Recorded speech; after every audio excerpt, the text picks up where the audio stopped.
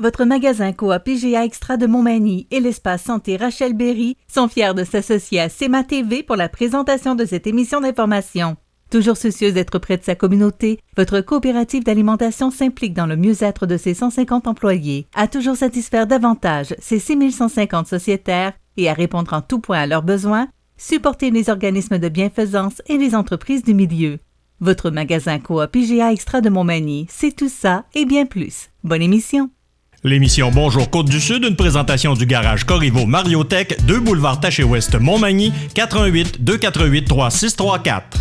Sous la bannière Autoplace Maître Mécanicien, le garage Corriveau Mariotech maintient sa réputation sur le service depuis plus de 60 ans. Vous avez besoin de nous, nous sommes là pour vous. 24 heures par jour, 7 jours semaine, le garage Corriveau Mariotech, 248 36 34.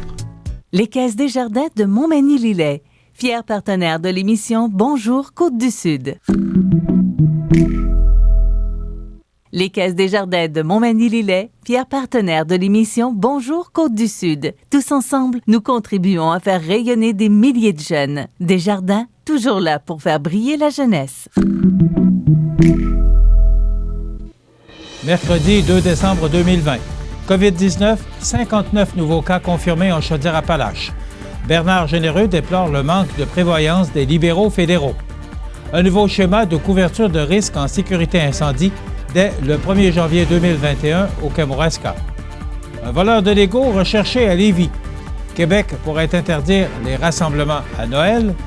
Feu d'un camion remorque sur l'autoroute 20 à Montmagny. Tous les détails de ces nouvelles dans un instant.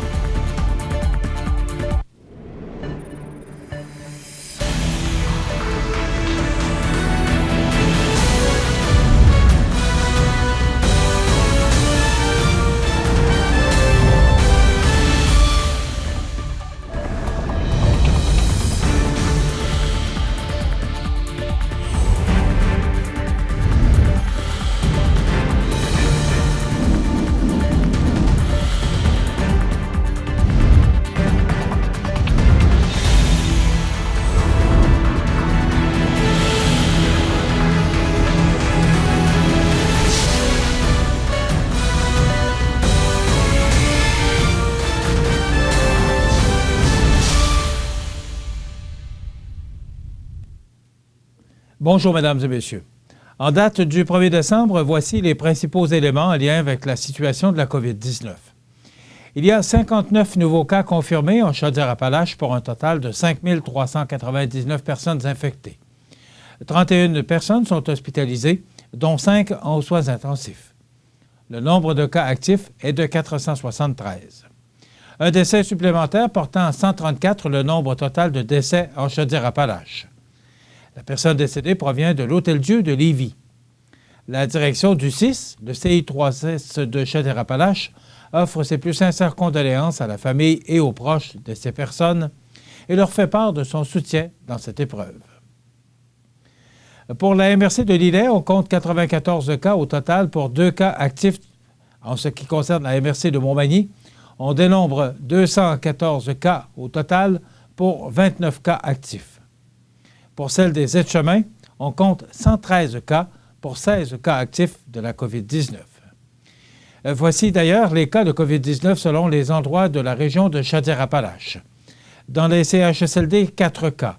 Dans les résidences privées pour aînés, 4. Autres milieux d'hébergement, 6 cas. Autres milieux de soins, 3. Dans les écoles, 20 cas. Entreprises, 34. Et les activités sociales et loisirs, aucun cas. À l'hôpital de Montmagny, on dénombre moins de 5 cas actifs chez les usagers et 8 cas actifs chez les travailleurs, ainsi qu'un décès. À l'Hôtel-Dieu de Lévis, on dénombre 10 cas actifs chez les usagers et 15 cas actifs chez les travailleurs, ainsi que 24 décès cumulatifs. À l'hôpital de Saint-Georges, on dénombre 7 cas actifs chez les usagers et 13 cas actifs chez les travailleurs, ainsi qu'un décès. Au CHSLD de Beauceville, éclosion terminée. Le CIS de Chaudière-Appalaches tient à remercier les membres du personnel, les gestionnaires et les équipes médicales pour leur engagement dans la gestion de cette éclosion. Au CHSLD Paul-Gilbert à Lévis, 5 nouveaux cas. On dénombre 30 cas actifs chez les résidents et 8 cas actifs chez les travailleurs, ainsi qu'un décès. Au CHSLD Marc-André Jacques, à East Broughton, aucun nouveau cas. On dénombre 2 cas actifs chez les résidents et moins de 5 chez les travailleurs, ainsi que 8 décès cumulatifs. Au CHSLD privé conventionné Chanoine-Audet à Lévis, aucun nouveau cas. On dénombre 5 cas actifs chez les résidents et moins de 5 cas actifs chez les travailleurs, ainsi que 9 décès cumulatifs. Au CHSLD de Cap-Saint-Ignace, aucun nouveau cas. On dénombre 1 cas actif chez les résidents et moins de 5 cas actifs chez les travailleurs, ainsi que 18 décès cumulatifs.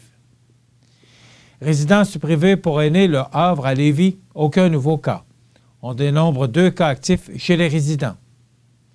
Résidence privée pour aînés Monseigneur Bourget à Lévis, aucun nouveau cas. On dénombre 3 cas actifs chez les résidents et moins de 5 cas actifs chez les travailleurs, ainsi que 5 décès cumulatifs.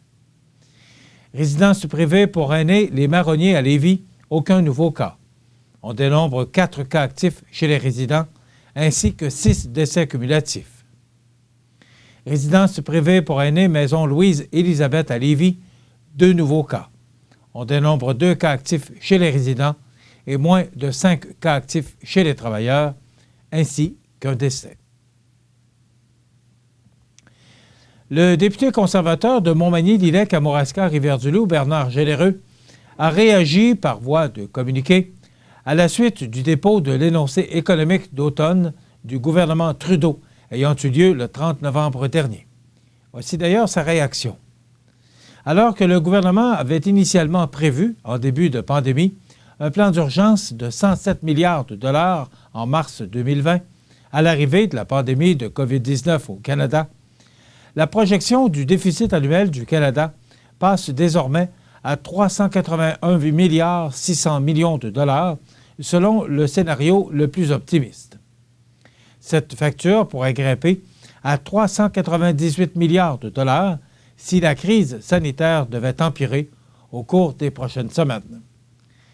La dette fédérale canadienne passerait ainsi de 30 à plus de 51 % du produit intérieur brut canadien, et ce montant n'inclurait pas non plus le plan de relance pour l'économie canadienne.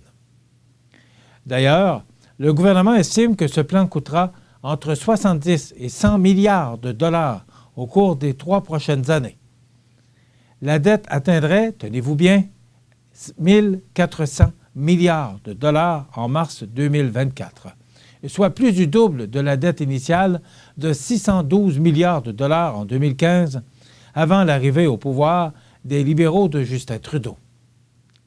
Appâté par les taux d'intérêt qui sont temporairement à des paliers planchers, Justin Trudeau a mis à l'écart toute notion de responsabilité fiscale en présentant un énoncé économique avec des dépenses électoralistes comme un crédit de 400 $ pour le télétravail, ainsi que d'autres montants pour des rénovations domiciliaires visant des gens qui ont été largement épargnés par l'impact économique de la pandémie, déplore le député Bernard Généreux.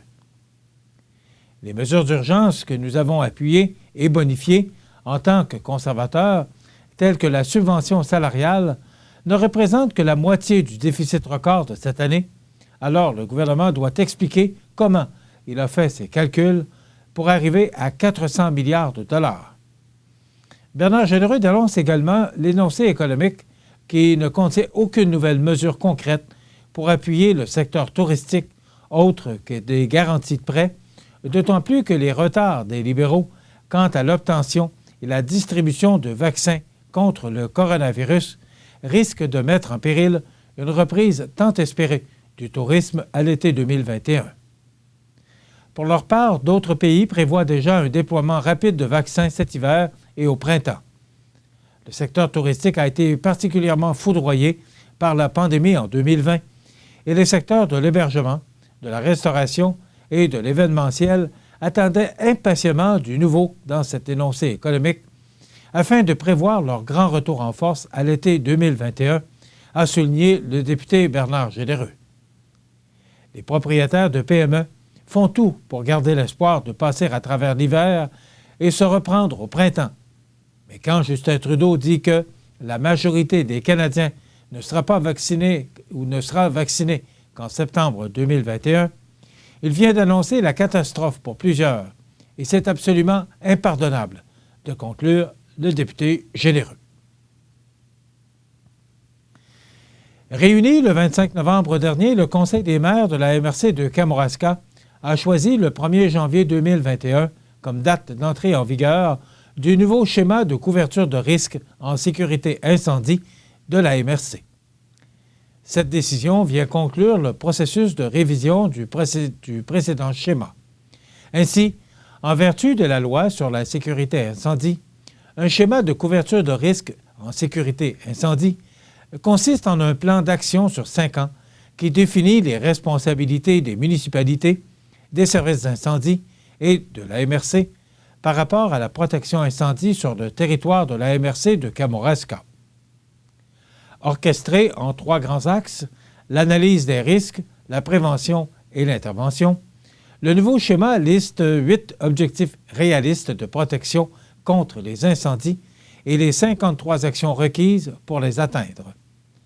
Sa révision est le fruit de 2 ans de travail réalisé par la MRC de Kamouraska en étroite collaboration avec les 4 services incendies et les 17 municipalités du territoire. Ce dossier est prioritaire pour notre MRC et je suis fier que tous les acteurs impliqués aient coopéré pour le faire avancer rapidement dans un objectif commun de protection des citoyens. Nous sommes à présent outillés d'un schéma révisé qui reflète parfaitement la réalité de notre territoire, a ajouté Yvon Soucy, préfet de la MRC de Kamouraska. Ce nouveau schéma de couverture de risque est avant tout un outil d'amélioration en continu de la sécurité incendie à l'échelle du territoire de la MRC de Kamouraska. Il vise également à accroître l'efficacité des organisations responsables dans un souci d'optimisation, a expliqué Christian Chénard-Gay, coordonnateur sécurité incendie de la MRC de Kamouraska. Le précédent schéma, datant de 2012 à 2017 et effectif jusqu'à l'entrée en vigueur du prochain, a permis de réaliser plusieurs actions importantes, dont l'implantation des services de prévention incendie sur le territoire et la mise au niveau des services incendie. Le schéma révisé s'inscrit dans la continuité et compte plusieurs ajouts majeurs, comme une analyse géomatique du territoire, un meilleur inventaire et classement des risques, l'intégration des spécialités, soit le sauvetage hors route ou le sauvetage nautique ou encore la désincarcération, ainsi que les nouvelles normes de la CNE-SST. Un individu aurait commis des vols de jouets légaux pour une valeur d'environ 3 000 $ dans des commerces de Lévis. On vous raconte l'histoire après la pause. Besoin de t'évader? Ça commence toujours par une bonne dose d'adrénaline. Peu importe où tu vas, peu importe ce que tu fais, on a tout pour t'équiper. Viens nous voir chez Adrénaline Sport au 230 chemin des Poiriers à Montmagny.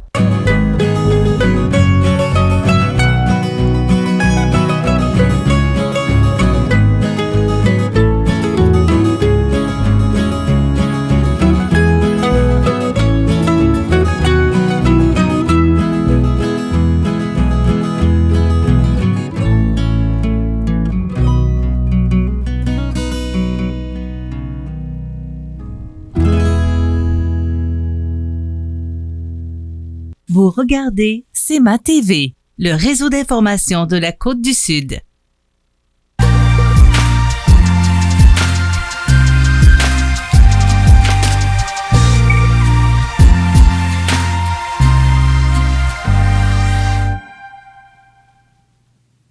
Le service de police de la ville de Lévis demande l'aide de la population afin d'identifier une personne qui aurait commis des vols de jouets légaux pour une valeur d'environ 3 000 $ dans les magasins Walmart et Jean Coutu de Lévis.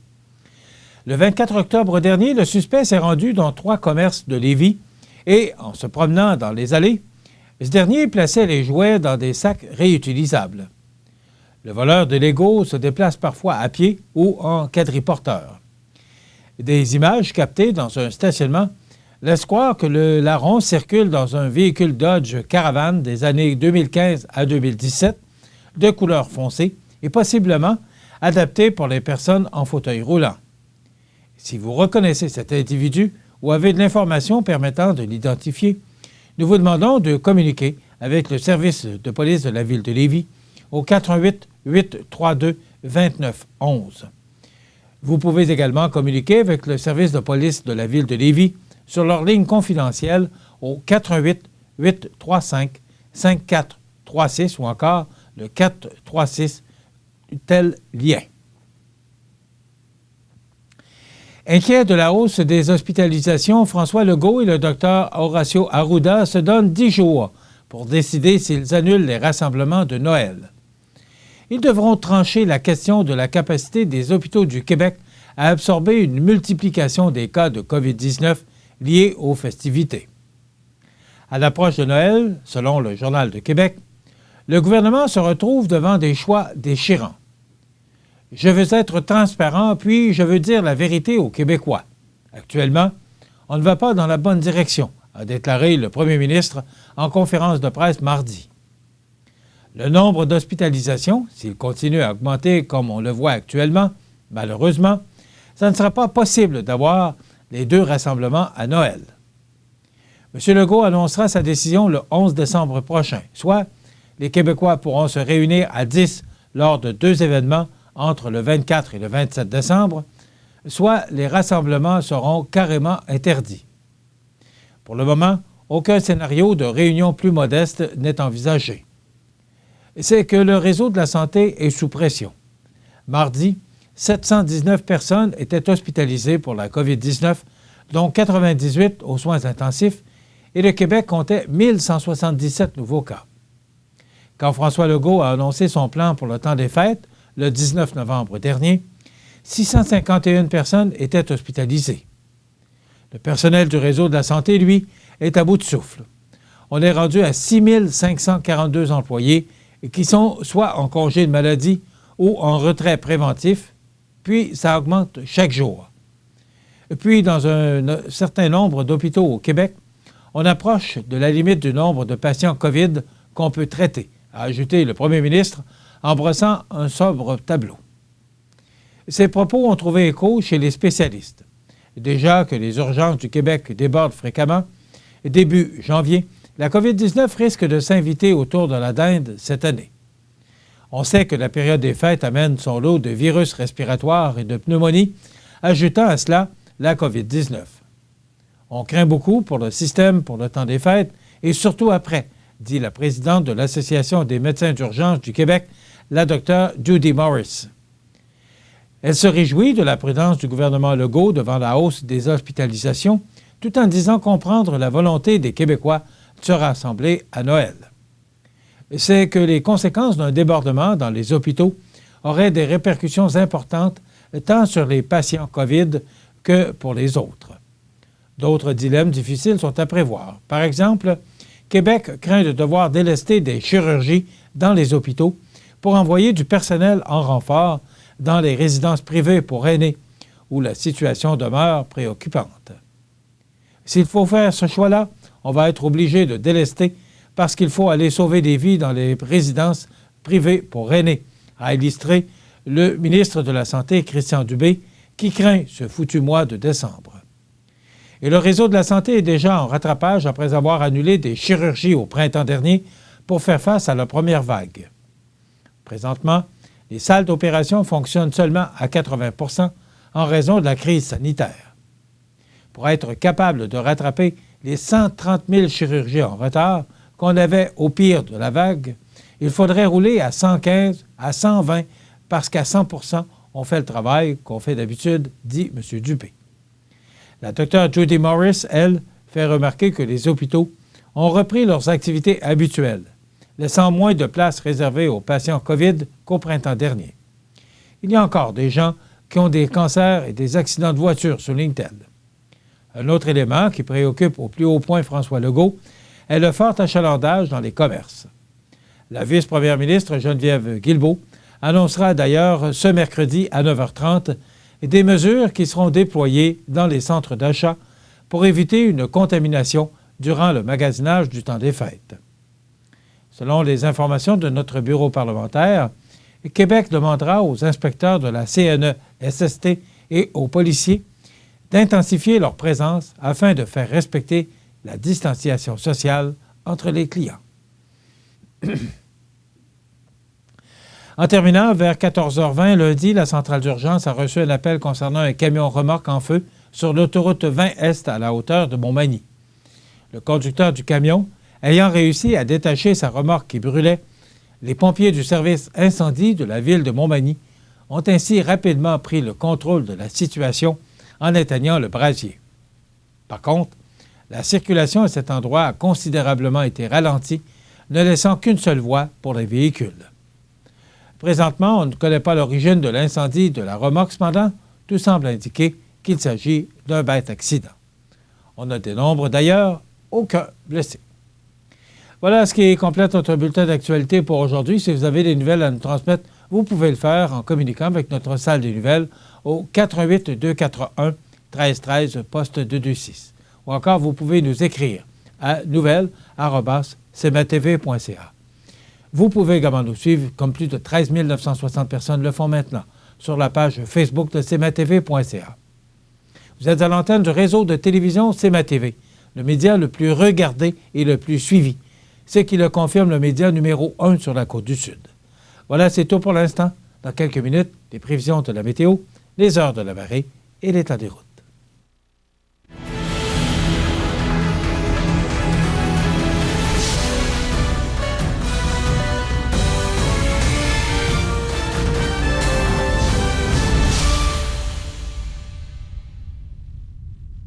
Les Caisses Desjardins de Montmagny-Lillet, fiers partenaires de l'émission Bonjour Côte-du-Sud. Les partenaires suivants sont fiers de s'associer à cette portion de notre programmation. Si vous avez des belles ventes et pas une scène dans le compte de banque, c'est probablement que vous payez du long terme avec du court terme. L'agilité financière, c'est important en période de crise. Parlez-en à votre CPA.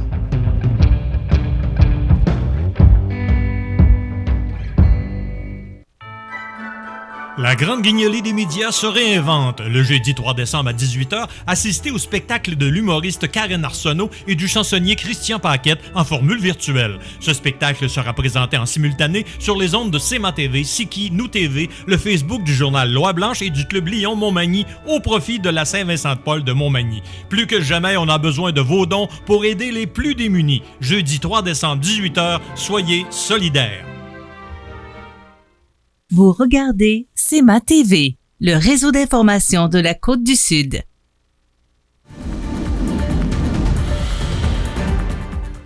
Alors, à la météo, hier, on a connu quand même une belle journée et c'est notamment le cas à Québec également, qui a atteint les 11,1 degrés. C'est à midi hier.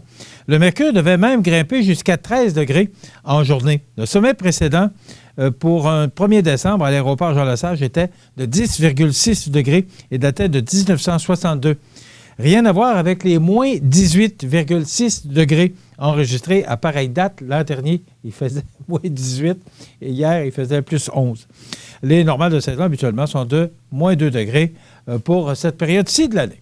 Donc, si on regarde l'image de radar, vous apercevrez cette masse nuageuse là, qui est au-dessus de nos têtes actuellement et encore des précipitations. Donc, ça nous donne un ennuagement qui s'est effectué tôt ce matin. 60 de probabilité d'averse, de pluie ou de neige. Vent du sud-est de 20 km/h devenant léger en mi-journée. Température à la baisse pour atteindre plus 2 cet après-midi. Demain, ce soir et la nuit prochaine, généralement nuageux, avec 60 de probabilité d'averse de neige. Des vents du sud-ouest de 20 km/h avec des rafales à 40, avec un minimum de moins 3. Mais avec le vent, on pourrait ressentir moins 11 au cours de la nuit. Donc, ça va chuter considérablement. Demain, jeudi, alternance de soleil et de nuages, vent du sud-ouest de 40 km/h avec des rafales à 60, qui diminueront de 20 à 40 en mi-journée. Maximum de plus 2, mais avec le vent, on pourrait ressentir moins 11 le matin. Pour la nuit de jeudi à vendredi, nuageux, minimum de plus 2 degrés. Et pour vendredi, nuageux, avec 60 de probabilité d'averse et un maximum de 3 degrés. La fin de semaine s'annonce so-so. Du soleil avec des nuages pour samedi, avec un maximum de 3. Et pour dimanche, neige intermittente avec un maximum de moins 2 degrés. Donc, Du beau temps pour samedi, mais c'est moins beau pour dimanche, mais je pense que de la neige, tout le monde sera content de revoir le tapis blanc. La semaine débute avec du soleil et de fréquents passages nuageux, un maximum de moins 4 pour lundi et mardi, alternance de soleil et de nuages avec un maximum de moins 4. Les normales de saison, c'est ainsi de l'année pour notre région, on disait moins 2 pour Québec, mais pour notre région, la Côte-du-Sud, c'est moins 3 et moins 12 la nuit. Le soleil s'est levé à 7h09, ce matin il se couchera à 15h55, heure normale de l'Est. Hier, on a enregistré, et c'est Environnement Canada qui nous le dit, là, 16,2 degrés à Montmagny et 4,6 degrés comme minimum la nuit dernière. La pression barométrique est à 100,4 kPa à la hausse. L'humidité est à 80 %. Les vents soufflent actuellement de direction sud-sud-est à 23 km/h. Il fait 4 degrés sous la pluie. Pour les heures de la marée, pour ce mercredi 2 décembre, elle est haute depuis 6h16 ce matin. Elle sera basse à 12h46 et de nouveau haute à 18h19.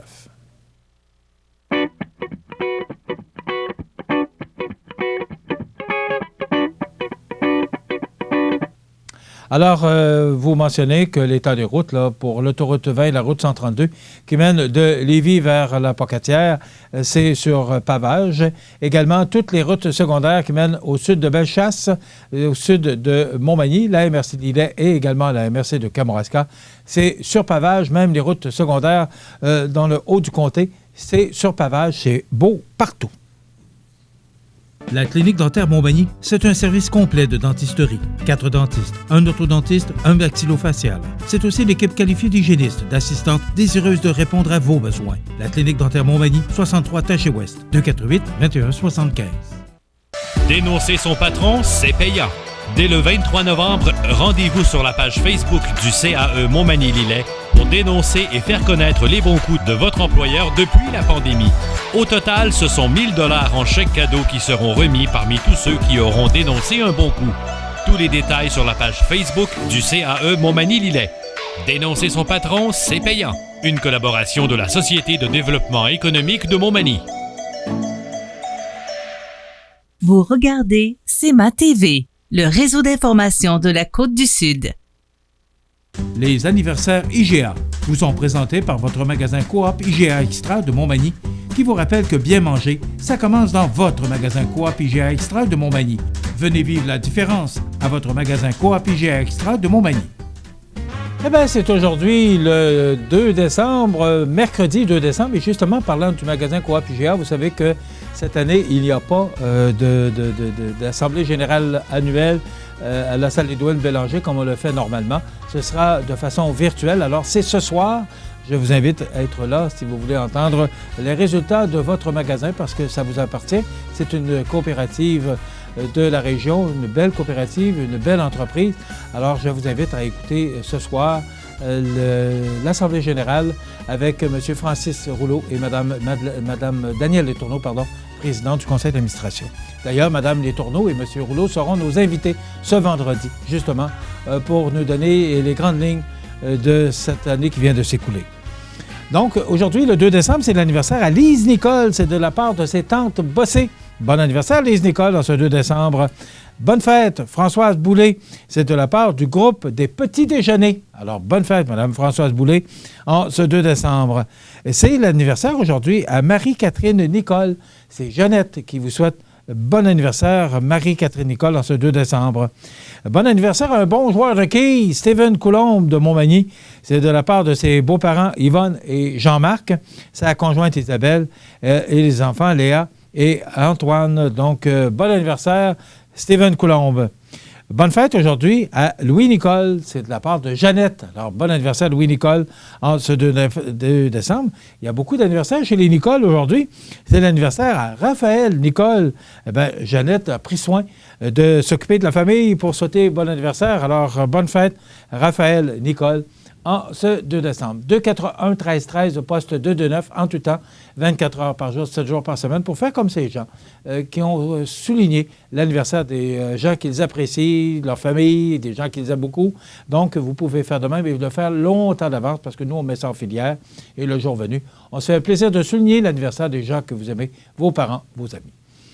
Les anniversaires sur la scène nationale, Chloé Dufour-Lapointe, skieuse acrobatique, les Bosses, active dans le circuit de la Coupe du monde depuis 2007. Elle a 29 ans aujourd'hui. Britney Spears, chanteuse américaine, 39 ans. Nelly Furtado, chanteuse canadienne, 42 ans. Monica Seles, ex-championne de tennis américaine d'origine yougoslave, 47 ans. Lucy Liu, actrice de télé et de cinéma américaine, 52 ans. Francis Fox, homme politique, ex-solliciteur et ex-secrétaire d'État et ex-ministre des Communications, qui a été président du CRTC aussi. Il a 81 ans. Les disparus de ce 2 décembre, en 2010, Madeleine Dompierre Chaput, 89 ans, militante indépendantiste. En 2016, Louis-Georges Carrier, 89 ans, réalisateur, metteur en scène et scénariste québécois. En 2014, Jean Béliveau, 83 ans, l'ancien numéro 4 du Canadien de Montréal. En 2014, Bobby Case, 70 ans, saxophoniste, qui a accompagné les Rolling Stones durant près de 50 ans. En 2014, André Lorrain, 88 ans, pionnier du système de défense des droits des consommateurs. 2012, Hiroshi Kato, 77 ans, le maître de l'aïkido, 8e dan. En 2009, Gilles Gariepi, 67 ans, président fondateur de la Fédération professionnelle des journalistes du Québec. En 2004, Claude Filion, 58 ans, politicien et magistrat. En 2003, Suzanne Cloutier, 76 ans, actrice québécoise qui a fait carrière à Hollywood et à Paris. Au menu de notre émission aujourd'hui, dans quelques instants, on aura Christian Noël qui sera avec nous pour nous animer la chronique culturelle. La nouvelle positive suivra la chronique culturelle. Il y aura les avis de décès. Et l'entrevue du jour, aujourd'hui, on reçoit Jean-Pierre Després, directeur du Centre de recherche en santé durable, VITAM, qui viendra nous parler, entre autres, du complexe sportif culturel et de santé durable, mais également l'importance de prendre soin de notre santé. Une entrevue très intéressante qu'on a réalisée ce lundi. Et après quoi, les grands titres de l'actualité. Je vous souhaite donc une excellente émission à notre antenne. Desjardins et ses membres sont toujours là pour faire briller la jeunesse. Les jeunes ont des rêves, des ambitions, des projets et les caisses Desjardins de Montmagny-Lillet sont fiers de les soutenir et de les faire rayonner. Desjardins, toujours là pour faire briller la jeunesse. Votre Jean Coutu de Montmagny a revêtu ses plus beaux habits pour les fêtes encore cette année. L'équipe tient à vous rappeler en cette période l'importance de se rassembler, d'offrir et partager, de cultiver les traditions. Aujourd'hui, votre Jean Coutu de Montmagny veut vous remercier vous tous d'être là année après année. Merci d'entretenir la magie. À Montmagny, le projet culturel et sportif en santé durable, ce sont des infrastructures modernes et variées. C'est une grande attractivité pour la région. C'est un milieu de vie pour petits et grands. En fait, le projet culturel et sportif en santé durable est pensé par et pour la région. Vous regardez CEMA TV, le réseau d'information de la Côte-du-Sud.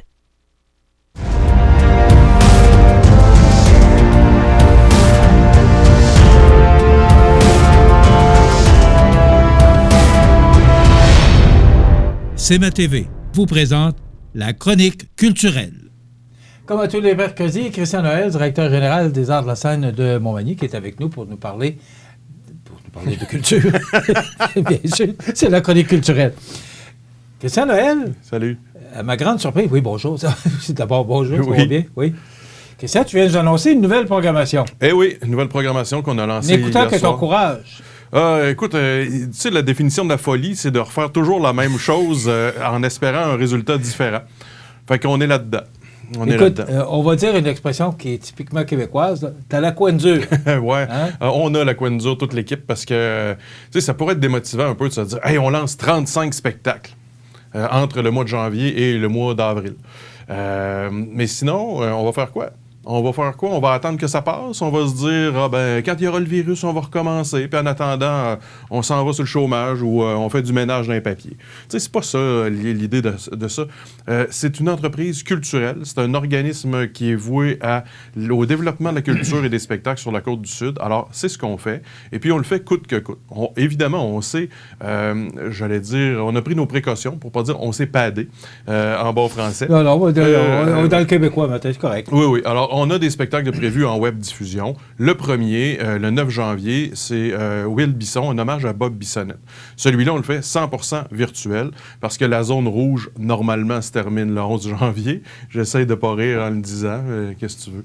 Alors, donc, le 9 janvier, ce sera un spectacle 100% virtuel qu'on aura avec William Bisson et son band, un hommage à Bob Bissonnette, qu'on a déjà eu, Michel, au printemps dernier, et où on avait eu tout près de 2500 personnes qui s'étaient connectées pour écouter ce spectacle-là. Okay. Alors là, on a décidé de le refaire et ça va être en direct, donc, de la salle Promutuelle sur le web, 100%, cette fois-là, en billetterie.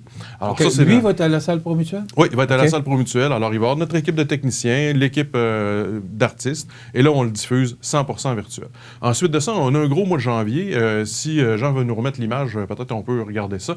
On a les 3 accords de prévus avec nous. Les 3 accords dans une formule acoustique. On a ensuite Mike Ward, qu'on devait faire cet automne, qu'on a ramené cet hiver. Matt Olubowski, que tu as connu à la voix, qu'on entend beaucoup à la radio aussi.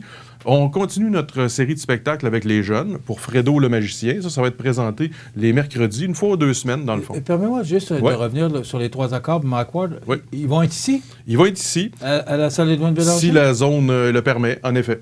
OK. Et c'est combien de personnes que tu peux recevoir? 180. 180 personnes. Okay, alors, c'est important de mentionner, là, ils vont être ici à la salle Edwin. C'est ce qu'on souhaite. Alors, le principe est toujours le même. Il y a une rangée où il y a des personnes. Il y a 2 sièges. Il y a 2 sièges vides, 2 sièges vides. C'est toujours le même principe. Et il y a une rangée sur 2 qui est occupée. Okay. Alors, c'est certain que ça cause quelques petits désagréments. D'abord, dans la quantité de personnes qu'on peut recevoir. Mettons, on va se le dire. 180 au lieu de 550, c'est pas la même chose. Et pour les clients, exemple, je sais que quand tu viens, tu as presque toujours les mêmes sièges, Michel. Là, malheureusement, tu n'auras pas tes sièges cette fois-ci. Tu vas peut-être être déplacé dans... même si les gens sont VIP ou membres ou tout ça, on n'a pas le choix. C'est la santé publique qui fait en sorte qu'on doit alterner les sièges et distancier les gens. Alors, on va mettre donc 2 personnes à toutes les 2 sièges. Donc, on reprend la programmation. Ça veut dire, les 3 accords, c'est quelle date? Les 3 accords, c'est le 15 janvier, si je me trompe pas. Oui, justement, un exercice de mémoire.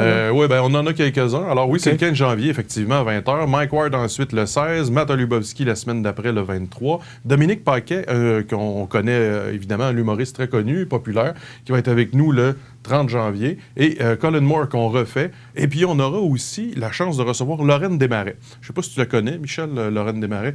C'est une dame exceptionnelle, une pianiste de jazz, sans doute parmi les meilleures musiciennes au Canada. C'est son premier passage à Montmagny en 20 ans des arts de la scène. Elle sera seule au piano et le concert va être en web diffusion et en présentiel aussi. Okay. Alors, ça va être vraiment un très, très beau concert de jazz. OK. On continue? On continue. On a février aussi, où on a tout un paquet d'artistes qui vont être avec nous. Je pense, entre autres, à Yvan Pedneau, qu'on a connu, entre autres, à la voix aussi, parce qu'il y en a plusieurs qui sont passés par là. Lui, il va avoir son spectacle Hommage à Queen. Alors là, les plus grands succès de Freddie Mercury et son groupe Queen, ça va être en web diffusion aussi. Alors, coûte que coûte, on le présente. Si on est toujours en zone rouge, on est en web diffusion uniquement. Et si on est en zone autre couleur, là, on arrive avec le mode hybride en présentiel et autres. On a aussi Philippe Bond qui vient avec son nouveau spectacle. Géo Circus qui va être là. Simon Delille, je ne peux pas vous en dire plus, mais c'est un humoriste qui devrait remporter certains honneurs dans pas long. Alors, on va avoir la chance de l'avoir en primeur. Sam Breton, c'est un spectacle qu'on devait avoir au printemps passé, qu'on a déplacé à l'automne, qu'on a redéplacé à l'hiver et qu'on est obligé de scinder en 2. C'est-à-dire que la salle était complète. Et là, il va y avoir une représentation à 18h et une autre représentation à 21h. Ça était complet. Oui, alors on a pris le public et on déplace les gens. Je sais que ça cause des désagréments et c'est la même chose pour Alexandre Poulain. Je pense que les gens sont capables de comprendre qu'on est en situation vraiment spéciale. Tu sais, moi je me dis, est-ce qu'on annule le show carrément ou on fait un effort puis on n'a peut-être pas notre siège puis l'heure qu'on veut, mais on va toujours bien sortir de chez nous une fois. Là. Alors ça va peut-être faire du bien. Surtout. Et Alexandre Poulain, lui, c'est encore pire parce que là, Alexandre Poulain était à la salle Promutuelle. On le déplace à la salle Édouard Bélanger. Puis on va peut-être être obligé de séparer la salle en 2 parce que, pas la salle en 2, mais tu comprends ce que je veux dire. Donc, les clients en 2 représentations, dis-je. On n'a pas le choix de faire toutes ces pirouettes-là. Et on a encore d'autres spectacles au mois de mars aussi. Et surtout, on termine notre programmation de l'hiver-printemps avec une grande vedette, Marc Dupré, qui nous fait l'honneur d'être avec nous le 15 avril prochain. Alors, on a réussi à convaincre l'équipe de Marc parce que c'était pas gagné d'avance. Pourquoi venir à Montmagny en pleine pandémie avec une jauge réduite, alors que d'habitude, on a de la misère à l'avoir quand on a une salle complète. Parce que on en a parlé déjà rapidement, mais les artistes, ils gagnent leur vie en faisant ça aussi. Hein. Alors, ils sont tous très gentils, mais ils ont besoin de vivre et ils ont des attentes et ils ont des équipes autour de ça. Et c'est plus parce payant. Que déplacer toute l'équipe, les musiciens, c'est quand même dispendieux. Ils viennent de Montréal, ces gens-là. Effectivement. Puis bon, il y a plus les gens sont connus, plus les musiciens sont bien payés, en général aussi. Alors là, on se retrouve avec la compétition. La compétition, ça veut dire que c'est Trois-Rivières, Sherbrooke, Rivière-du-Loup, ailleurs, avec des salles de 1000 places. Fait que si on fait des mathématiques un peu, puis on se dit, Montmagny, c'est 550, Rivière-du-Loup, c'est 1000 places. Tu fais 2 soirs à Montmagny pour faire le même argent que tu fais un soir à Rivière-du-Loup. Alors, les plus gros artistes, comme Lise Dion, comme lui, comme Martin Matt, nous disent « Moi, je pense pas qu'on va y aller. Je pense pas qu'on va retourner à Montmagny. C'est trop petit. » Tu sais, aimes-tu travailler 2 fois plus fort pour 2 fois moins d'argent? Je connais pas grand monde qui vont le faire non plus. Je pense que non. Alors, c'est pas qu'ils sont méchants, c'est pas qu'ils sont pas corrects. Il faut enlever ça. C'est des gens d'affaires aussi. Là. Oui, puis même si l'artiste dit oui, des fois, c'est ce qui est le cas de Marc Dupré qui nous a dit oui. Pourquoi? Parce qu'il a toujours été bien accueilli ici, parce que ça fait des années qu'on le prend dans toutes ses tournées. À l'époque où il faisait de l'imitation, à l'époque où à un moment donné, ça allait pas si bien qu'aujourd'hui, sa carrière, où il faisait un spectacle qui était moitié chanson, moitié imitation. Tu sais, les gens, ils croyaient pas beaucoup à Marc Dupré comme chanteur au début. Mais nous, on l'a pris. Et puis, écoute, il s'en rappelle peut-être pas, mais son équipe s'en rappelle. Et puis, c'est un chic type, ce bonhomme-là, hein, vraiment. Il a d'une gentillesse, d'une générosité avec les gens, en plus. Et moi, j'en profite parce que là, on l'a cette fois-ci. On a peut-être l'occasion même d'avoir 2 représentations ce soir-là. Une à 18h et une à 21h. Ouais. Et oui, il est assez généreux pour le faire. C'est pas rien de faire 2 shows le même soir avec une demi-heure 45 minutes de différence entre les deux. Fait que c'est vraiment le fun, mais ça me fait peur en même temps, Michel. Pourquoi? Si on n'a pas de salle de spectacle dans les prochaines années, là, revampée, avec tout ce qu'il faut pour accueillir les artistes correctement, peut-être qu'à un moment donné, on va commencer à avoir une moins bonne programmation. Les artistes ne viendront plus, ou on va avoir des spectacles en rodage avant que ça devienne le vrai show, ou des spectacles en fin de tournée 2-3 ans après que le spectacle soit lancé. Alors, il y a une urgence de rénover cette salle-là. Il y a une urgence d'agrandir la salle et puis d'accueillir les spectateurs correctement, de façon sécuritaire, ce qui n'est pas tout à fait le cas en ce moment. Tu parles beaucoup de salles comme Rivière-du-Loup avec 1000 personnes, oui. Puis les salles que tu as nommées tout à l'heure là, qui contiennent plus de 1000 personnes. Oui. Est-ce que le fait de partir de 557 puis tomber ou d'arriver avec une salle de 750, c'est suffisant? Oui. Le 200 billets... Parce que est-ce que le problème va se reposer dans 20 ans? Ou non. Est-ce qu'on le règle, le problème? Ou on fait juste mettre un plaster? Il faut être conscient de notre marché aussi. On ne peut pas avoir une salle de 1000 places à Montmagny avec la population qu'on a. Ça serait d'aller trop loin. Chose que les Arts de la scène n'ont jamais faite, c'est-à-dire de penser à des choses réalistes seulement. Et c'est le cas. 750, ça va nous permettre d'accéder au même niveau que les autres de 1000, compte tenu des connaissances qu'on a avec... On a des bonnes relations, Michel, avec le milieu. Fait que 200 places de plus, faisons le calcul. La moyenne des billets est à peu près à 45-50 $. Fait que si on a 200 places de plus à 50$, on vient toujours bien de mettre 10 000$ dans patente de plus là, par soir. Là. Alors là, c'est intéressant pour un artiste. On ne dit pas on peut t'offrir peut-être 400 $ de plus que Rivière-du-Loup si on t'offre 10 000 de plus. Alors là, on est capable d'arriver dans ces eaux-là, puis ils vont se dire, on va aller à Montmagny, regarde, c'est 750 maintenant. Alors là, on va atteindre le bon plateau, parce que normalement, là, les salles vraiment intéressantes au Québec, là, en termes de gros noms, là, ça va varier entre 700 et 1000 places. Donc, si on est dans ce range-là, il n'y aura pas de problème là, avec ça. OK. Et si on se compare dans des municipalités qui nous ressemblent, oui. Comme Sainte-Marie-de-Beauce, là, ça me vient en tête, ben oui. On a de l'air de quoi par rapport à notre salle? D'abord, eux, ils font une très bonne programmation aussi. Mais il faut dire qu'ils ont une salle neuve, complètement rénovée, il y a à peine une dizaine d'années, même pas. Là. À Sainte-Marie? À Sainte-Marie, oui. La salle, c'est le même principe que nous. Elle est dans l'école secondaire. Elle est gérée par le diffuseur là-bas. C'est une salle qui a été pilotée, qui a été piloté par la MRC. Un peu comme on le fait ici, nous, de concert avec la MRC de Lillet et la MRC de Montmagny. Alors, ils ont la chance d'avoir une salle presque neuve, au goût du jour, avec des loges, avec un kit de déchargement pour les camions, avec un beau hall d'entrée. Ils ont fait un travail remarquable là-bas. La programmation ressemble un peu à ce que nous, on fait, mais on diffuse plus de spectacles en termes de quantité. Ça, c'est la différence. Qu'est-ce qui permet de pouvoir diffuser plus de spectacles? Chez nous, c'est peut-être une question un peu de, je dirais, je sais pas comment dire ça, peut-être qu'on a une tendance... Une agressivité un peu plus entrepreneuriale, ouais, disons ça comme ça. Parce qu'ils font un excellent travail, les collègues de Sainte-Marie, là, mais nous, on a une façon de faire qui est un petit peu différente. On fait des événements corporatifs, des spectacles privés. On va faire 3-4 spectacles dans la même semaine. Souvent, eux, ils vont en avoir 1 à 2. C'est différent un peu. Alors, ils diffusent là à peu près autour d'une 60aine de shows par année, alors que nous, c'est, quand les années vont bien, autour de 120, 130.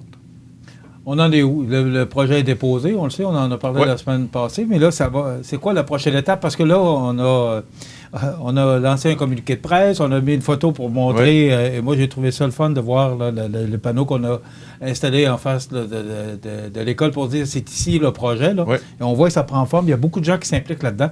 Mais là, la prochaine étape, c'est quoi? Là? Parce que c'est beaucoup de sous. Là. Oui, bien, les prochaines étapes, en fait, c'est que le dossier est toujours en analyse au ministère. Celui de la salle est déposé là, au ministère de la Culture et des Communications. Il est déposé, il est en analyse au ministère de la Culture. Alors, on chemine avec ça. Et chaque semaine, Michel, il y a quelque chose qui est un peu mon moment favori de la semaine.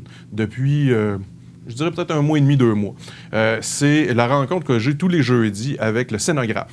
Le scénographe, c'est la personne qui nous aide à concevoir le projet au niveau technique, au niveau artistique, dessiner la scène, choisir les bancs et tout ça, et un architecte. Alors, tous les jeudis après-midi, Michel, j'ai une rencontre avec ces gens-là depuis, comme je te dis, peut-être un Qui sont où? À Montmagny, Québec? Qui sont des gens de Montréal, en fait, là, pour une partie. La firme s'appelle Go Multimédia. C'est une firme qui a construit dans les dernières années, entre autres, qui a revu le planétarium de Montréal, qui a construit des salles de spectacle un peu partout au Québec, qui est intervenu, entre autres, au Palais Montcalm, et au Grand Théâtre et partout. C'est la meilleure firme au Québec de scénographie. Et on a une firme d'architectes de Lévis, Bilodeau, Barry Lemming, qui travaille avec nous, qui est là-dedans. Donc, on imagine le concept, on travaille tout ça et on raffine les plans et les devis. Alors, ce que vous avez vu, c'est juste une esquisse, là. On n'est pas rendu... Peut-être que ça va changer, cette image-là. Ça va être sans doute amélioré. Puis l'intérieur, on le travaille. On commence à choisir les équipements. Ça va être merveilleux, Michel, ce projet-là. Ça va nous donner le gaz, je me permets de dire ça comme ça, là, le carburant nécessaire pour aller pour les 25-30 prochaines années de l'avant avec cette salle-là. On a fait 50 ans avec celle-là. On va être bon pour faire 25-30 ans avec l'autre. Là. En 50 secondes? Oui. Est-ce que c'est réaliste? Est-ce qu'on peut rêver? En fait, on rêve éveillé parce que c'est très réaliste. Oui, le projet se tient financièrement. On a déjà une belle annonce qu'on va pouvoir faire en janvier pour un investissement majeur du domaine privé avec nous. Et on a surtout la chance d'avoir des programmes disponibles au ministère de la Culture du Québec qui payent jusqu'à 70% de ça. Alors, pourquoi on laisserait aller l'argent dans d'autres régions du Québec quand on peut l'avoir chez nous? Parce que cet argent-là, c'est une enveloppe provinciale. Mais au ministère, est-ce que c'est une priorité pour eux, notre région? Le ministère n'a pas ce genre de choses-là en tête, Michel. Eux, ils ont en tête, est-ce que l'organisme performe? La réponse, c'est oui. Est-ce que les clients sont au rendez-vous, les spectateurs? La réponse, c'est oui. Alors, eux, ils analysent et ils vont, j'espère, nous donner une réponse favorable et on aura l'appui nécessaire, je l'espère aussi. Parce que c'est tellement beau que ça nous fait rêver de voir une telle salle de spectacle chez nous. En effet. Ça refait pas juste le spectacle, ça refait l'entièreté de la façade de l'école. Ça va être magnifique. Merci, Christian. Merci, Michel. Christian Noël, le directeur général des Arts de la scène. Donc, la programmation, si vous voulez avoir plus d'informations, 241-57-99 pour communiquer avec les gens des Arts de la scène. On se retrouve mercredi prochain. Merci. Dans quelques instants, la nouvelle positive et les avis de décès.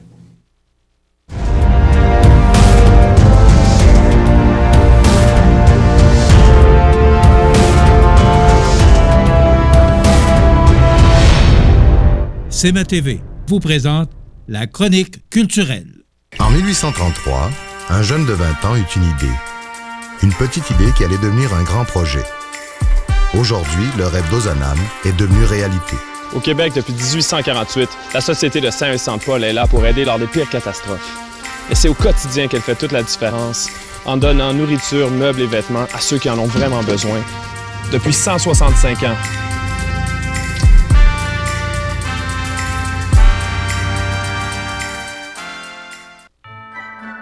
La Grande Guignolée des médias se réinvente. Le jeudi 3 décembre à 18h, assistez au spectacle de l'humoriste Karen Arsenault et du chansonnier Christian Paquette en formule virtuelle. Ce spectacle sera présenté en simultané sur les ondes de CMA TV, Siki, Nous TV, le Facebook du journal Loi Blanche et du Club Lyon Montmagny au profit de la Saint-Vincent-de-Paul de Montmagny. Plus que jamais, on a besoin de vos dons pour aider les plus démunis. Jeudi 3 décembre, 18h, soyez solidaires.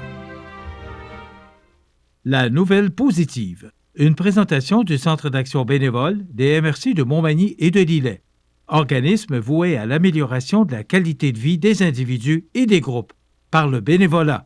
248-7242. Depuis 40 ans, le Centre d'action bénévole des MRC de Montmagny et de Lillet est un organisme voué à l'amélioration de la qualité de vie des individus et des groupes par le bénévolat. Le Centre d'action bénévole valorise ceux et celles qui désirent s'impliquer, répond à des besoins par divers services à la collectivité en développant de nouveaux groupes de bénévolat et assure des services directement à notre communauté. Le Centre d'action bénévole des MRC de Montmagny et de Lillet. À Montmagny, 248-7242. Alors, la nouvelle positive de ce mercredi 2 décembre, mobilisation sans précédent, on vient d'en parler. La région veut son complexe culturel et sportif en santé durable.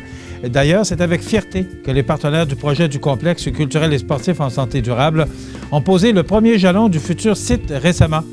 Les citoyens des MRC de Lillet et Montmagny pourront ainsi visualiser le projet. Hautement symbolique, l'installation des affiches présentant en images le futur projet signifie un premier pas vers la concrétisation de ce projet rassembleur, puisque celui-ci bénéficie d'un appui sans précédent et d'un consensus des 7 partenaires, dont la MRC de Montmagny, la MRC de Lillet pour le volet culturel, la Ville de Montmagny, l'École secondaire Louis-Jacques Cazot, le Centre de services scolaires de la Côte-du-Sud, les Arts de la Seine de Montmagny, la Chambre de commerce et d'industrie de la MRC de Montmagny. Comme il s'agit d'un dossier d'importance économique pour les 2 MRC, le Centre d'aide aux entreprises de Montmagny-Lillet participe et collabore au projet en accompagnant le comité et le cercle des ambassadeurs dans la poursuite des démarches. Rappelons que cette importante infrastructure fait partie de la stratégie d'innovation en santé globale et durable que travaille la MRC en partenariat avec les autres organismes leaders de la région afin d'améliorer les statistiques en santé. De plus, cette infrastructure structurante permettra de rendre la région attractive, comme le demande la communauté d'affaires, les citoyens et aussi les futurs travailleurs en recherche d'un emploi et d'un milieu de vie dynamique. Donc, mobilisation sans précédent. La région veut son complexe culturel et sportif en santé durable. C'est notre nouvelle positive de ce mercredi 2 décembre. La nouvelle positive. Une présentation du Centre d'action bénévole des MRC de Montmagny et de Lillet. Organisme voué à l'amélioration de la qualité de vie des individus et des groupes par le bénévolat. 248-7242. Les prévisions de la météo. Une présentation de Promutuelle Assurance Montmagny-Lillet. Toujours à l'écoute de vos besoins. La météo est présentée par Promutuelle Assurance Montmagny-Lillet, où des professionnels de chez nous sont heureux de répondre à tous vos besoins en assurance. Promutuelle Assurance Montmagny-Lillet est là, dans la région, pour ses membres et la communauté.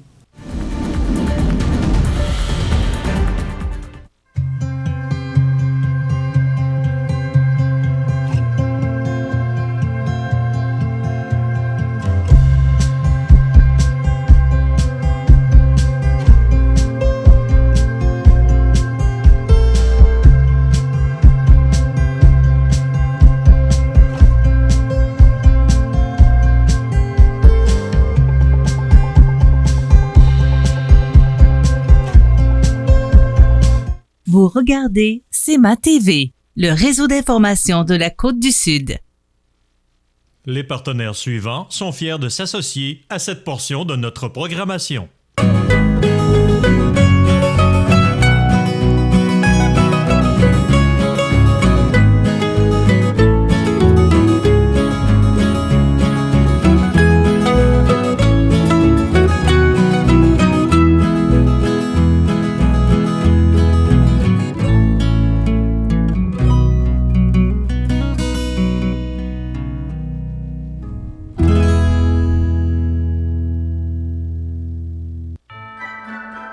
Grande Guignolée des médias se réinvente. Le jeudi 3 décembre à 18h, assistez au spectacle de l'humoriste Karen Arsenault et du chansonnier Christian Paquette en formule virtuelle. Ce spectacle sera présenté en simultané sur les ondes de CMA TV, Siki, Nous TV, le Facebook du journal Loi-Blanche et du Club Lyon-Montmagny au profit de la Saint-Vincent-de-Paul de Montmagny. Plus que jamais, on a besoin de vos dons pour aider les plus démunis. Jeudi 3 décembre, 18h, soyez solidaires. La résidence funéraire Boulanger vous propose une gamme complète de services personnalisés afin de répondre à tous vos besoins en matière de funérailles. Nous vous fournissons des installations de services innovants qui répondent en évolution des familles d'aujourd'hui. Nous prenons soin de vous afin que vous puissiez vous concentrer sur ce qu'il y a de plus important, votre famille, vos amis et vous-même. Salon funéraire adapté pour votre plus grand confort, grand stationnement et facilité d'accès. La résidence funéraire Boulanger, pour bien faire dans la dignité. Le réseau de télévision CMA TV vous présente les avis de décès. Au centre d'hébergement de Saint-Jean-Port-Joli, le 17 novembre 2020, à l'aube de ses 92 ans, est décédé M. Ferdinand Ouellette, époux de Mme Madeleine Gagnon, demeurant à Saint-Jean-Port-Joli. Il était le fils de feu Dame Célina Lavoie et de feu M. Joseph Ouellette. Sous-ministre de l'Agriculture du Québec de 1977 à 1986, il a également été enseignant et directeur du département d'économie rurale de la Faculté d'agronomie de l'Université Laval. De sincères remerciements sont adressés à l'ensemble du personnel du centre d'hébergement de Saint-Jean-Port-Joli pour leur humanisme et les excellents soins. Vos témoignages de sympathie peuvent se traduire par un don à la Fondation Audrey-Lehoux ou à la Société Alzheimer Chaudière-Appalaches. Des formulaires sont disponibles auprès de la maison funéraire. Étant donné les circonstances actuelles reliées à la pandémie, vous pourrez venir saluer les membres de la famille tout en respectant les mesures d'hygiène et de distanciation physique. Le port du masque sera obligatoire. Les membres de sa famille vous accueilleront à la résidence funéraire de la Durantaye Fils, 4 chemin du Roi-Ouest, Saint-Jean-Port-Joli, vendredi 4 décembre, de 4. À l'hôpital Maisonneuve-Rosemont à Montréal, le 24 novembre 2020, à l'âge de 94 ans, est décédé M. Gérard Bernier, époux de Mme Yvette Cloutier, demeurant à Montréal. Originaire de Cap-Saint-Ignace, il était le fils de feu Dame Senneville Cloutier et de feu M. Napoléon Bernier. De sincères remerciements sont adressés au personnel de l'hôpital Maisonneuve-Rosemont de Montréal pour tous les bons soins et l'accompagnement qu'ils lui ont prodigués. Vos témoignages de sympathie peuvent se traduire par un don à la Fondation de l'hôpital Maisonneuve-Rosemont. Des formulaires seront disponibles au salon. Étant donné les circonstances actuelles reliées à la pandémie, vous pourrez venir saluer les membres de la famille tout en respectant les mesures d'hygiène et de distanciation physique. Le port du masque sera obligatoire. Les membres de sa famille vous accueilleront à la résidence funéraire de la Durantaye Fils, 560 du Souvenir Cap-Saint-Ignace, vendredi 4 décembre, de 12h30 à 14h30. Compte tenu des restrictions imposées à 25 personnes, une célébration commémorative suivra en présence des membres de la famille seulement, suivie de l'inhumation au cimetière paroissial de Cap-Saint-Ignace. La direction a été confiée à la résidence funéraire de la Durantaye Fils de Cap-Saint-Ignace, Nilet, Saint-Jean-Port-Joli et Saint-Pamphile.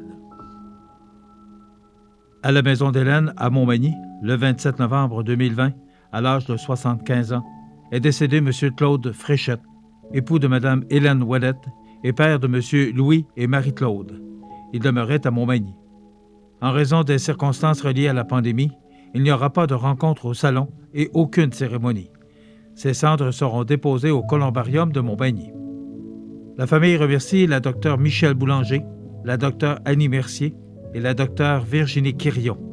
Merci à tout le personnel d'oncologie de l'Hôtel-Dieu de Montmagny, en particulier Réjeanne, ainsi qu'aux différents départements lui ayant prodigué des soins. Merci à la Maison d'Hélène. Vos témoignages de sympathie peuvent se traduire par un don à la Fondation de la Maison d'Hélène ou à la Fondation de l'Hôtel-Dieu de Montmagny. Les arrangements funéraires ont été confiés à la résidence funéraire Boulanger, 31 avenue de la Fabrique, Montmagny. Aux familles éprouvées, la direction et le personnel du réseau de télévision CMA TV offrent leurs plus sincères condoléances. Vous regardez CMA TV, le réseau d'information de la Côte-du-Sud. L'entrevue du jour, une présentation de Télésurveillance Santé Chaudière-Appalaches qui vous offre de demeurer chez vous en toute sécurité. 625-3301 ou tssca.ca. Télésurveillance Santé Chaudière-Appalaches depuis plus de 30 ans favorise le maintien à domicile pour les personnes en perte d'autonomie, ayant des problèmes de santé, déficience physique ou tout pour apporter un sentiment de sécurité à la maison. En appuyant sur le bouton « Aide », un professionnel de la santé sera en contact avec vous où que vous soyez dans votre maison. Télésurveillance Santé Chaudière-Appalaches pour demeurer chez soi en toute sécurité. 625-3301 ou tssca.ca. Mon prochain invité, M. Jean-Pierre Després, professeur département de kinésiologie, faculté de médecine à l'Université Laval, également directeur du Centre de recherche en santé durable, VITAM, dont on voit le logo derrière notre invité, mais aussi, c'est un natif de la place, c'est un Manimontois pur laine. Jean-Pierre Després, bonjour. Bonjour, Michel. Ça fait plaisir. Bien, moi aussi, heureux de te recevoir. On va se tutoyer parce qu'on se connaît quand même assez bien. Ça va faciliter... Tout à fait. Ça va faciliter notre entrevue. Jean-Pierre, d'abord, nous expliquer tes nouvelles fonctions parce que tu nous dis maintenant directeur du Centre de recherche en santé durable VITAM. Qu'est-ce que c'est exactement? Bon, comme je mentionnais dans la conférence que j'ai faite aux acteurs de notre beau territoire plus tôt ce matin, ça fait 35 ans, moi, que je suis professeur. Les années passent, hein, Michel, j'ai 62 ans, donc je suis arrivé jeune chercheur, la première formation à l'extérieur à l'âge de 28 ans. Ça fait que dans ma 35e année, ça fait que... Et le constat que je fais après toutes ces années où je travaillais beaucoup, moi, dans le domaine de la prévention de l'obésité, tu sais, de la BDN, du diabète, le mode de vie, la nutrition, l'activité physique, jamais notre population n'a été aussi affligée de ces maladies-là du mode de vie de société. Fait que là, je me suis dit, c'est bien beau, là, faire de la science puis publier ça. Si la société ne change pas, là, je vais avoir manqué un rendez-vous important dans ma vie parce que la vie passe pendant ce temps-là. Hein.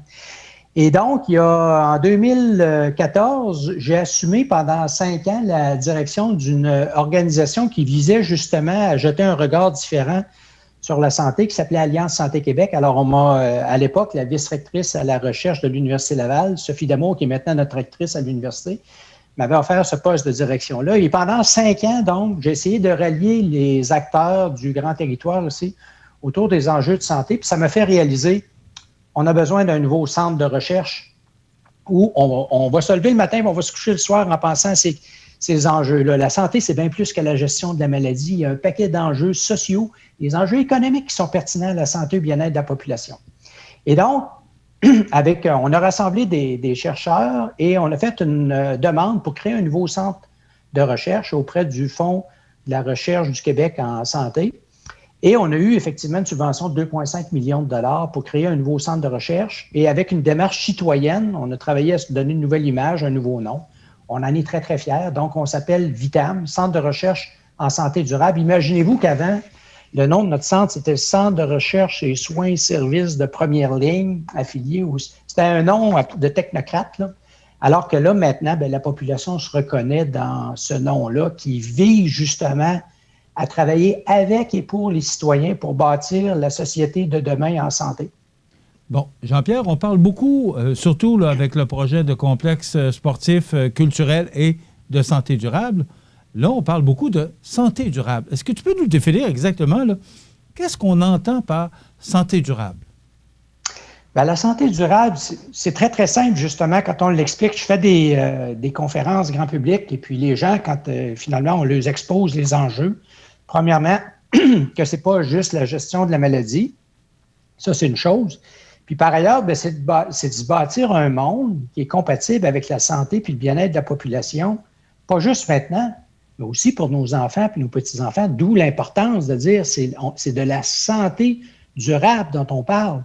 C'est pas vrai qu'on va laisser le monde actuel aux générations futures, parce qu'on le sait, là, les grands experts de la planète le disent.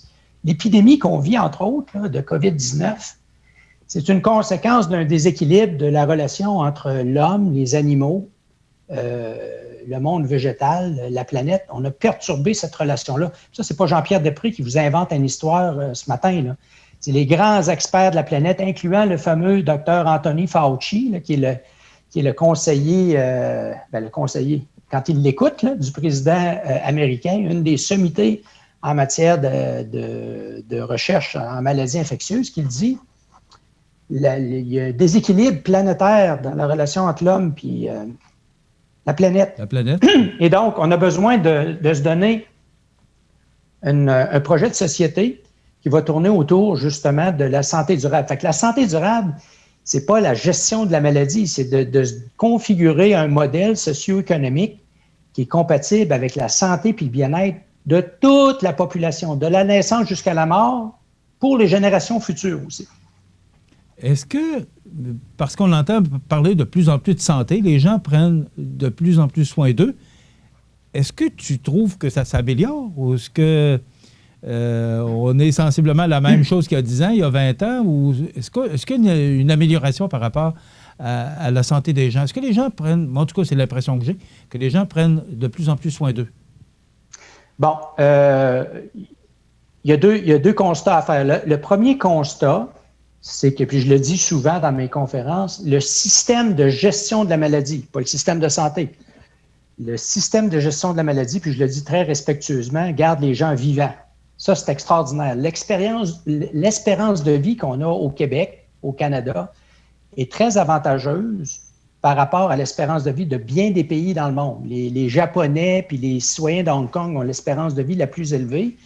Mais les Québécois, les Canadiens, on est 11e là, à l'échelle planétaire. C'est excellent. Donc, le système de gestion de la maladie, les médecins spécialistes auxquels on a accès, bien, nous gardent vivants.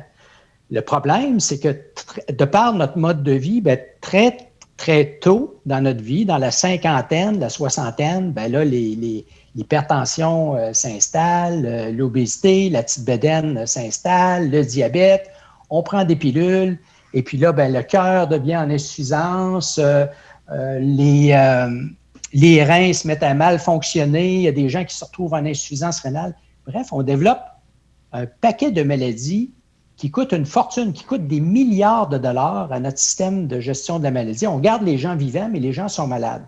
Alors que si on se donnait un modèle où plus tôt dans l'existence, de par l'éducation, puis par je dirais, on outille la population afin que les gens puissent prendre en main leur santé, bien, on pourrait avancer dans la vie, retarder le moment où on développe ces maladies dites de société. Mais ça, si on veut le faire, Michel, il faut qu'on change de paradigme, il faut qu'on se donne un nouveau modèle. Parce qu'en ce moment, on a un ministère, je le dis très respectueusement, là, c'est les professionnels de la santé, les médecins, le système de soins qu'on a gardent les gens vivants, mais les gens sont malades. Ils sont gardés vivants grâce à des médicaments, grâce à des procédures. Artificiellement? Bien, on vit, mais on pourrait avoir une vie de bien meilleure qualité. Moi, je suis quelqu'un, là, je vais te donner un exemple. Moi, je suis très, très sédentaire dans mon travail. Alors, j'ai le derrière assis sur une chaise parce que j'écris, je suis en interaction, puis Dieu sait qu'avec la crise actuelle, là, on fait énormément de rencontres virtuelles, de réunions virtuelles. Alors, si je ne m'impose pas des moments dans mon quotidien où je me brasse la carcasse, je bouge, je vais marcher, je vais courir, je vais faire du vélo, peu importe l'activité, mais qu'on bouge, bien là, le corps, lui, il s'encrasse et puis il vieillit prématurément. Puis ça, bien, on a une science qui est remarquable qui montre que bouger, c'est une façon de bouger à tous les jours, c'est une façon de protéger son corps contre les effets prématurés du vieillissement. Malheureusement, pour répondre à ta question, ben, on a trop de gens qui sont sédentaires, on a une offre alimentaire, puis c'est pas, je veux pas faire une leçon de morale aux gens, là, que veux-tu, il en est ainsi. Les tentations sont omniprésentes partout. Ça fait que la qualité de notre alimentation, même si on entend beaucoup parler de manger mieux puis de bouger plus, les tentations sont partout. C'est pas cher, puis c'est accessible, et bien, on est sédentaire. Donc, si on fait pas, si on s'outille pas, pour combattre cet environnement-là qui génère des maladies, bien, c'est ce qui explique le fait qu'au Québec seulement, puis ça je l'ai dit souvent, on a 800 000 personnes, Michel, qui vivent avec le diabète de type 2, une maladie qui est associée très, très étroitement au mode de vie. Et ça, bien, la seule solution médicale qu'on a pour ça en ce moment, quand vous allez voir votre médecin, bien, c'est de vous donner des pilules. Puis c'est correct qu'il vous donne des pilules, parce qu'il va baisser votre cholestérol, il va baisser votre tension artérielle, il va contrôler votre taux de sucre dans le sang, puis il va retarder le moment où Vous allez quitter ce monde parce que là, à un moment donné, vous allez développer des problèmes de santé graves qui vont faire qu'à un moment donné, vous allez en mourir. Et la crise, en passant, a montré à quel point, cette crise virale-là, a montré à quel point, justement, ces gens-là qui sont affligés, parce que là, on a beaucoup de science qui a été publiée dans les grands journaux scientifiques là-dessus, à quel point ces gens-là, c'est pas le fait d'être vieux qui nous rend vulnérables à mourir de la COVID, c'est d'être affligé de ces maladies chroniques-là qu'on a pendant 1 ou 2 décennies qui ont fait qu'on a un corps qui est maintenant extrêmement fragile à une attaque virale comme celle de la COVID. Jean-Pierre, on va s'arrêter quelques instants. On doit faire une pause. Au retour de la pause, tu es impliqué directement dans ce beau projet de complexe sportif, culturel et de santé durable. Alors, ce serait plaisant de savoir quelle est ton implication et aussi de continuer à parler de santé parce que c'est intéressant. Moi, je me souviens d'une conférence que tu avais donnée pour le journal Informe Affaires dans le temps à Lévis et tu avais parlé beaucoup d'obésité abdominale. Je n'ai jamais oublié. Et plusieurs étaient restés surpris aussi de l'importance de bien manger. On revient dans quelques instants avec le Dr Jean-Pierre Depré, directeur du Centre de recherche en santé durable, VITAM. À tout de suite. À Montmagny, le projet culturel et sportif en santé durable, ce sont des infrastructures modernes et variées. C'est une grande attractivité pour la région. C'est un milieu de vie pour petits et grands. En fait, le projet culturel et sportif en santé durable est pensé par et pour la région. Votre Jean Coutu de Montmagny a revêtu ses plus beaux habits pour les fêtes encore cette année. L'équipe tient à vous rappeler en cette période l'importance de se rassembler, d'offrir et partager, de cultiver les traditions. Aujourd'hui, votre Jean Coutu de Montmagny veut vous remercier vous tous d'être là année après année. Merci d'entretenir la magie. Vous regardez CEMA TV, le réseau d'information de la Côte-du-Sud. L'entrevue du jour, une présentation de Télésurveillance Santé Chaudière-Appalaches qui vous offre de demeurer chez vous en toute sécurité. 625-3301 ou tsSCA.ca. Je vous rappelle que notre invité, c'est M. Jean-Pierre Depré, professeur du département de kinésiologie, faculté de médecine de l'Université Laval, également directeur du Centre de recherche en santé durable, VITAM. Jean-Pierre, tu donnais une conférence lundi matin sur justement la santé durable. Parce qu'il y a un gros projet à Montmagny là, qui fait beaucoup jaser et il y a beaucoup de partenaires maintenant qui sont en train de se joindre à ce beau projet qui est le complexe sportif, culturel et de santé durable. Et cette semaine, justement, tu donnais une conférence à des gens impliqués pour parler de ce beau projet. C'est quoi ton implication au juste? Bien, dans un premier temps, je tiens à te dire, Michel, que cette réflexion-là sur le territoire où je suis né, puis où je vais être enterré un jour, ça me rend très fier puis optimiste pour notre région, parce que notre région en a bien besoin. Tu n'es pas sans savoir que la population est vieillissante. On a de la misère à garder. Hein, on se rappelle, moi, quand j'étais petit gars, il y avait 13 000 habitants à Montmagny. Il n'y en a pas 13 000 maintenant. Il y a vraiment une réflexion à avoir sur le futur de notre territoire qui a pourtant un potentiel extraordinaire, puis la crise l'a montré. Hein. La crise nous ramène à la base. Puis dans cette conférence-là que j'ai fait lundi, c'était pas pour dire aux partenaires, que ce soit les MRC, la polyvalente, la ville, quoi faire. C'était simplement de mettre un certain nombre d'enjeux sur la table. Comme on l'a dit tout à l'heure, qu'est-ce que c'est que la santé durable? Pourquoi la santé durable, ça va nécessiter un nouveau projet de société? Pourquoi la crise qu'on traverse en ce moment fait que quand on va tous être vaccinés, c'est pas vrai qu'on va retourner à nos façons de faire antérieures. Elles sont inacceptables. Et tu sais pourquoi? Parce que, je citais le docteur Anthony Fauci qui disait, l'équilibre mondial est brisé. Il va en avoir d'autres crises virales. Il va en avoir d'autres. Alors, si on ne réorganise pas nos façons de faire, nos façons de vivre, ça va être dévastateur. Il faut se poser des questions sur le futur de l'humanité. Alors qu'on a un beau territoire, il y a une réflexion à avoir, entre autres, sur les systèmes alimentaires territorialisés. On a des ressources, je reviens là-dessus, on a de l'eau propre, on a de l'air propre, on a un territoire qui est d'une beauté incroyable.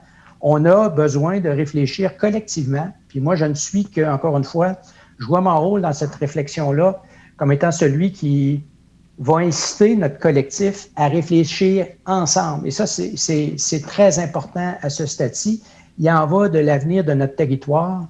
Alors, lorsqu'on parlait d'un centre sportif, oui, c'est vrai qu'on a besoin d'infrastructures sportives plus qu'adéquate. Il faut se préoccuper aussi de l'éducation, il faut se préoccuper de la culture, il faut s'occuper de la santé, de la véritable santé, puis il faut s'occuper aussi d'une économie durable. Alors là, tu vois, Michel, on dit, OK, on a commencé, il y a des gens qui avaient des propositions pour dire, il faut rafraîchir nos plateaux sportifs, on en convient, les infrastructures culturelles, mais ma modeste contribution, c'est faire réfléchir le collectif de partenaires potentiels.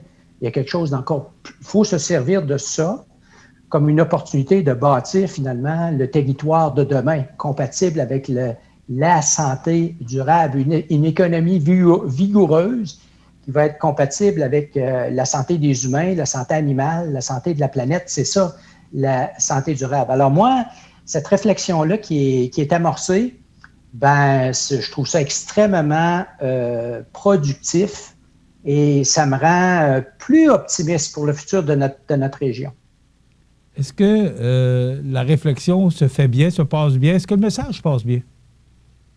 Dans un premier temps, il faut l'expliquer. Encore une fois, comme je te mentionnais tout à l'heure, la santé durable, quand on ne démocratise pas ce que c'est, tout simplement, là, on peut sortir une définition très longue, scientifique, qui émane de l'Organisation mondiale de la santé, mais quand on demande aux acteurs de réfléchir finalement au futur de l'humanité. Ça va jusque-là. Là. Encore une fois, la crise qu'on traverse, comme tu le sais, Michel, elle est historique. Il y a des milliers de morts. On a l'opportunité finalement de se constituer des milieux de vie, puis une nouvelle économie, un nouveau modèle socio-économique qui va protéger les générations futures là, contre les conséquences dramatiques de la prochaine infection virale, parce qu'il y en aura d'autres. C'est ça qu'il faut garder à l'esprit. Il y en aura d'autres.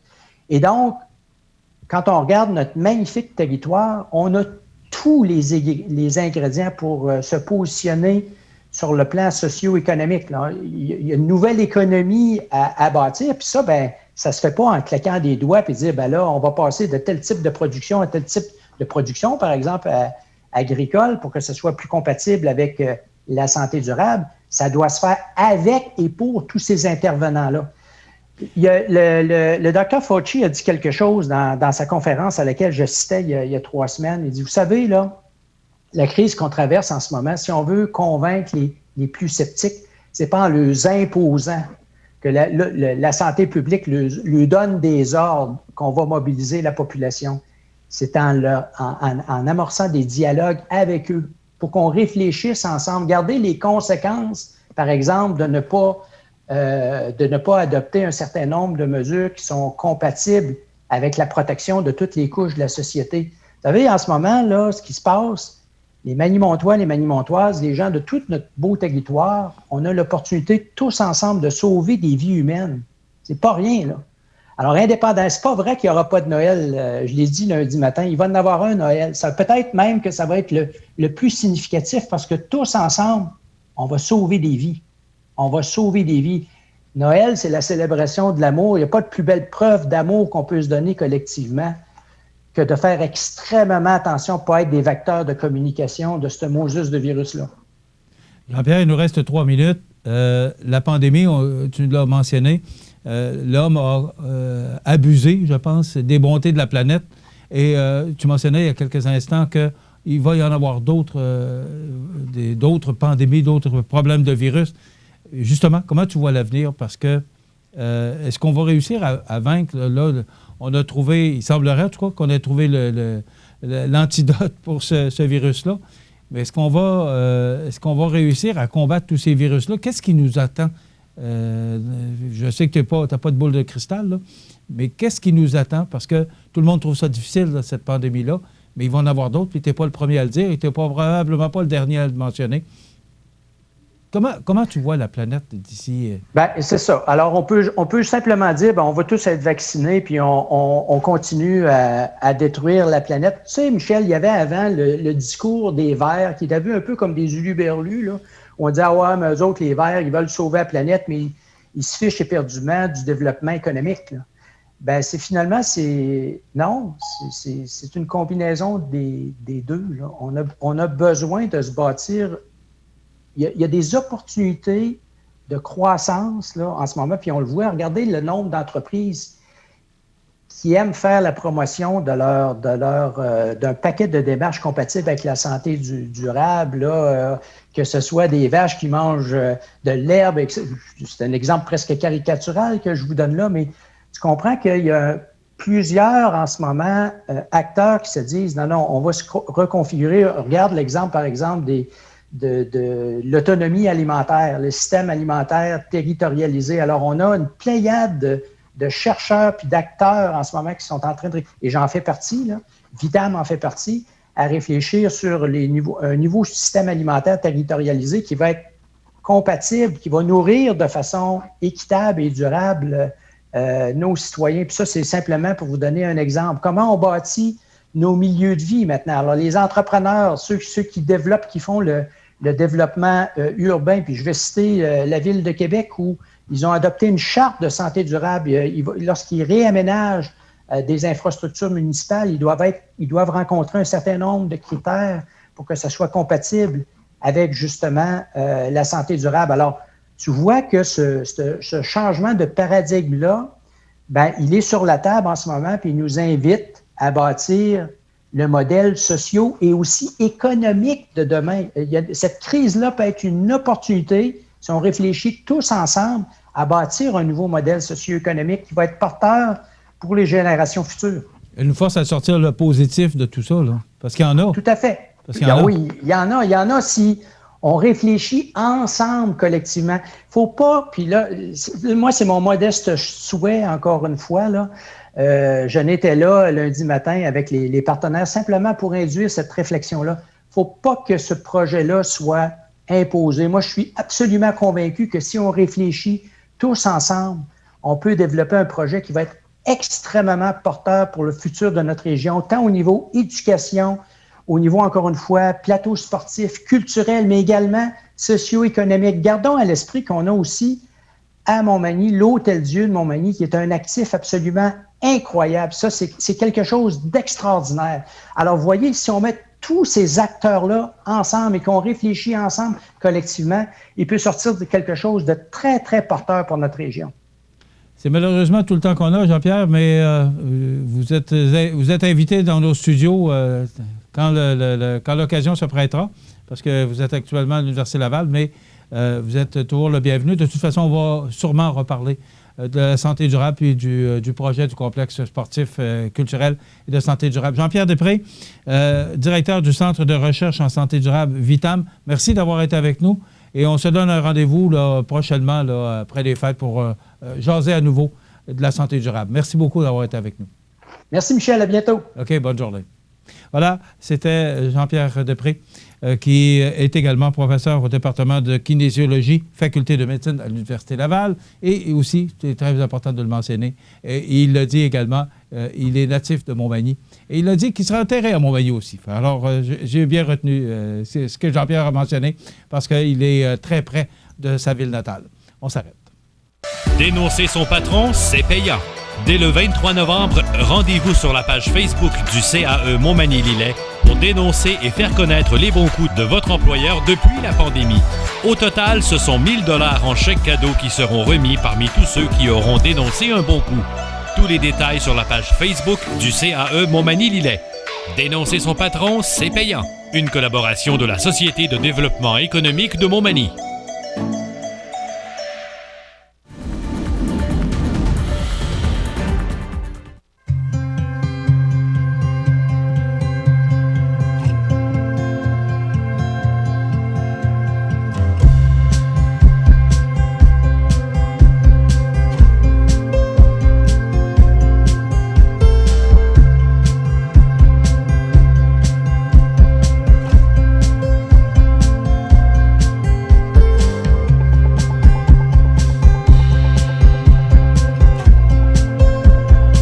Vous regardez CEMA TV, le réseau d'information de la Côte-du-Sud.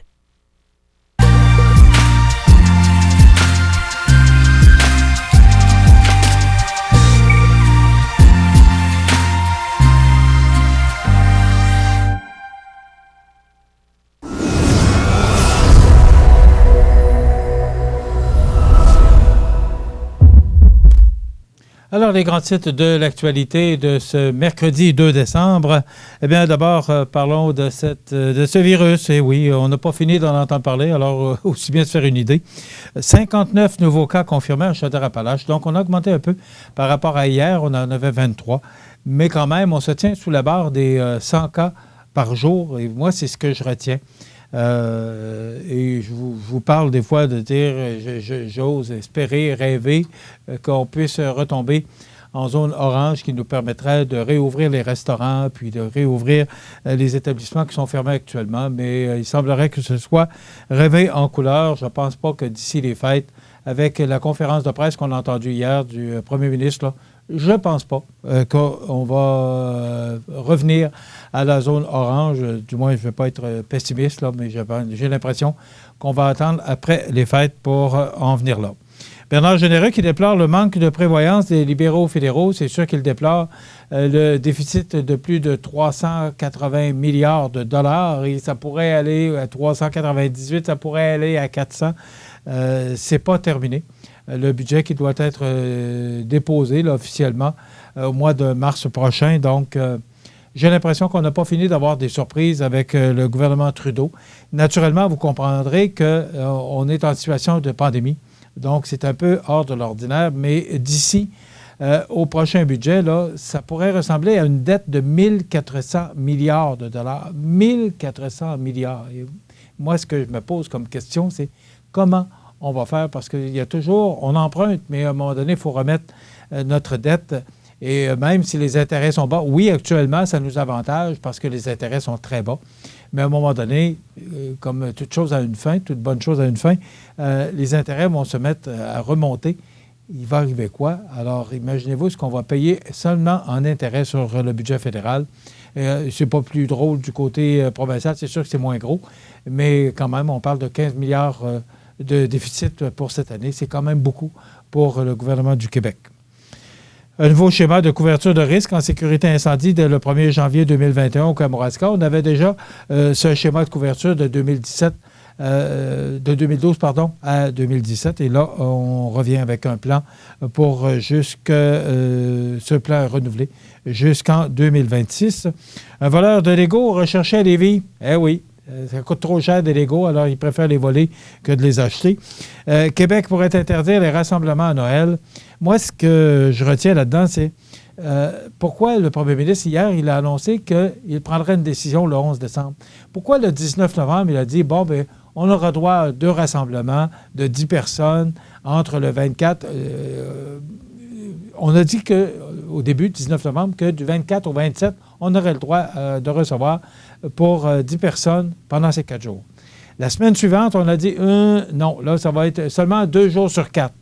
Et là, on nous dit, bien là, ça se peut qu'il n'y en ait pas du tout. Pourquoi on n'a pas attendu de nous dire, avez-vous le droit ou vous n'avez pas le droit? Mais au lieu de nous donner de l'espoir, puis après ça, nous dire, bien là, il n'y en a plus d'espoir ou on va tout simplement retirer le bonbon qu'on vous a donné. Moi, je préfère qu'on attende, qu'on nous dise le moment venu, ce qu'il en est exactement. Feu d'un camion remorque sur l'autoroute 20 à Montmagny. Et ce qu'on mentionne dans le Journal de Québec aussi, parce que là, les vaccins s'en viennent, mais d'ici le 31 mars, là, c'est 700 000 vaccins qu'on pourrait recevoir au Québec. Alors, c'est pas beaucoup, ça représente 8 %. C'est pas beaucoup, mais quand même.